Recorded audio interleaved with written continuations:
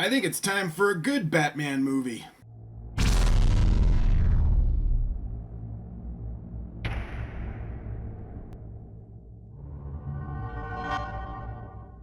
Hey everybody, so the sneak peek for Batman the Killing Joke just came out a few days ago, and I'm really looking forward to it because Mark Hamill's coming back to voice the Joker, and Kevin Conroy is coming back to voice Batman. And those are my favorites. They did the old animated show, they did a lot of the movies, but Mark Hamill just does the perfect Joker voice to me. So the fact that he's coming back to do this is awesome. But let's check out this sneak peek and see what they got for us. All I've seen is that one picture. He's been in custody for 2 years. He'll confess. He's insane. It's a mistake to think you know what he'll do. Well, what's interesting about doing the Killing Joke right now, this is like literally the third time we've even mooted the idea of actually doing the Killing Joke. It was one of these stories that has always sort of been on the table, but again, because the subject matter is so shocking, I think, especially in this day and age, it was always a problem, like, do we do it or not? It's I think dark. some of what helps the Killing Joke is obviously the pedigree of the comic itself, but the pedigree of the people who are working on it. These are the Batman the Animated Series creators. Wow, that looks This good. this is not a comic book. This is not something that guys wearing long johns should be doing. It was really shocking, and to this day it's still shocking. But the effect the comic had on the Joker as a character in mass media, it all kind of started with the Killing Joke. Batman and Joker are these sort of fractured reflections of each other. They both were born from tragedy, and one went one way and one went the other way. Obviously, the Joker was the perfect guy to hold up that mirror to Batman, and this is a pretty sophisticated take on that. All these that years, laugh. and I don't know who he is any more than he knows who I am. Are you sure of that? What do you mean? I mean, don't underestimate him.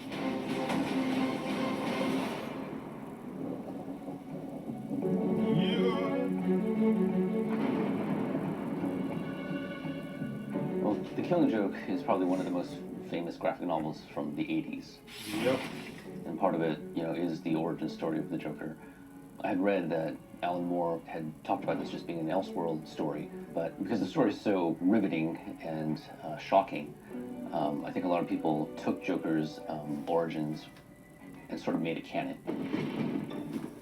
One of the main thrusts of the Killing Joke is a series of flashbacks that the Joker is remembering about how he actually became the Joker, his literal one bad day. I find the past such a worrying, anxious place.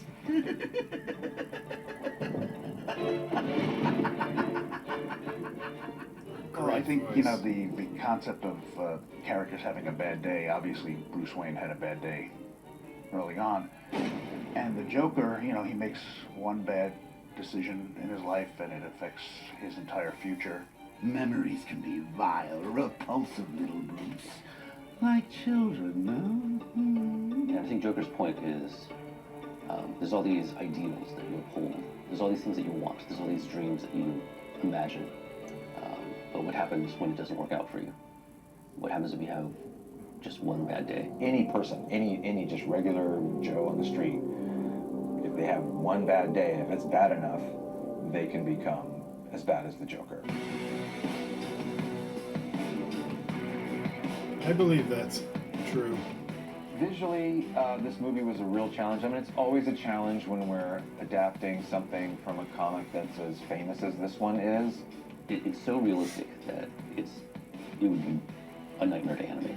There's some things that work in a comic that don't work as cinema, so you always have to kind of try to keep the truth of it or keep the spirit of the comic. With this particular comic, Brian Bolland's artwork is so gorgeous that when you're reading the comic, you can at least kind of go, well, at least I've got pretty pictures to look at while I'm reading this horrible story. It's so beautifully drawn, so his draftsmanship is just spectacular. But his art style is a real huge challenge for us. And I think we kind of came up with a sort of a hybrid style Because the Baldwin style is so realistic and so detailed, we tried to look at maybe something else that sort of felt a little bit like his. So we looked at the period in Kevin Nolan's art style. We looked at because we kind of felt like it was a stripped-down version enough, but it was animatable. It's a good approximation of it. Every now and then I'll see a drawing and go, wow, that's a really good Joker drawing. That actually kind of reminds me of Brian Bolland, or that's a really good Batman drawing. That looks like a Brian Bolland drawing. And so we kind of went from Bolland to Kevin Nolan to strip down even further to animation. Barbara, take it easy. It's okay. No, it's not okay. So I think we kind of came up with a pretty good balance to try to get the Baldwin style. We thought, well, how can we make it a full-length feature? How can we expand the story without kind of just padding it? So the idea that we came up with was to create basically a prequel to the story. It was smart to come up with the prologue idea, which I think it was really important to show Batgirl in action in this story, just to get a sense of who she was. The audience gets to spend more time with Barbara Gordon as a person before the events of The Killing Joke. We get to like her more, we get to understand who she is as a character. She wasn't just somebody's daughter. She was somebody who mattered to Gotham City, and Batman in particular. Selfish, vile, hateful, garbage.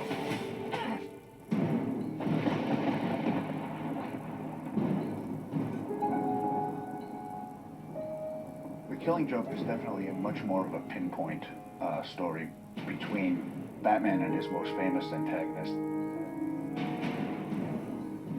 The Joker is trying to prove to Batman that there's really not that much that separates them. Kind of like in I think Daredevil everybody season can 2. relate to a tragedy that has happened in their life, or something in their life that happens that makes them go down a certain path. These are two characters that have gone down extreme paths. They were almost born in a similar way, yet they've chosen two very dark but different paths. In every version of Batman that's translated to film or animation, the Joker is his constant opposite. I've always been somebody that was really more interested in sort of the characterization and what makes this person who they are. Why do they do what they do, and what is the path that they're on? And that's why I love, the story of the heroes. That's why I love superhero stories. You're not like I am, Barbara. It's still a game for you, still a thrill. Kevin Conroy. Obviously, it is a big deal to get the Batman the Animated Series cast back together again. I'm gonna ask you politely, one last time. Where is he? 23 years later, I'm still doing the role, which is pretty amazing. How dare you! I'm in this because of you! Well, every time I see Batgirl in my schedule, I'm like, oh, that's so fun. I still get excited. I mean, I love what I do, which is why I do it. I want him brought in, and I want it done by the book. This is a much darker story than I think the previous films showed, and in this one, Commissioner Gordon goes through quite a bit to get to the end of the story. Yeah, Mark Finish the Hamill. commission, take him where he needs to be, and please, do be careful. After all, he is topping the bill. Every time I do this part, I let the script tell me what kind of Joker he needs to be. Mark loves the comic. He, at times when he's been tired of playing the Joker, and he said, "Oh, I'm not sure I'd ever want to play the Joker again, unless they did the Killing Joke. Then I'd come back to the Killing Joke." If people want to see a really nasty, vile Joker, this is the one. I'm crazy for it. I don't know where that voice comes from, deep inside Mark's head, but it's uncanny, and it to an entire generation of people, that's what the Joker sounds like. Yes. That is what the Joker sounds like. It's a piece of conviction. I mean, it's a story that starts with a point. It's a story that makes its point, and it doesn't shy away from, especially at the time, the comics code limitations. When we actually got this movie out on the floor this time and got it recorded and design work and storyboarding, it kind of dawned on me that nowadays it might not even get an R rating. We could probably do this movie straight up, be a very faithful adaptation of the comic without toning anything down. We might get a PG-13. We really don't know. I do think that that element of shock value is important when you're dealing with characters like the Joker and Batman. At that time, it was already 40 years that Batman and the Joker had been dancing. And it did show you how far it could go. The nature of the story looks is really good. so unlike a traditional Batman movie. It's this well that people draw from, creatively. It has defined a lot of the Batman and Joker confrontation since then.